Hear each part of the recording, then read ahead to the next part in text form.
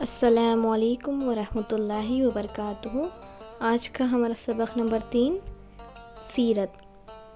سیرت یعنی ہمارے پیارے نبی حضرت محمد صلی اللہ علیہ وسلم کی زندگی کے حالات کو سیرت کہتے ہیں۔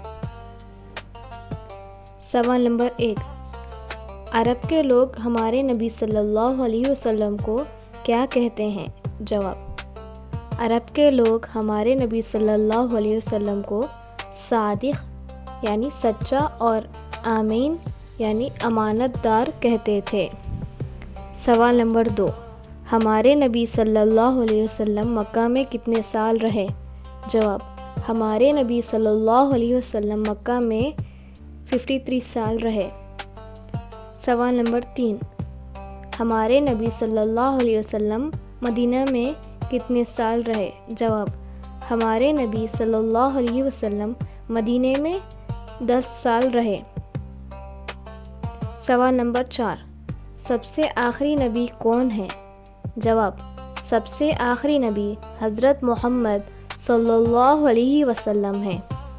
سوال نمبر 5، کیا ہمارے نبی صلی اللہ علیہ وسلم کے بعد کوئی نبی آئے گا؟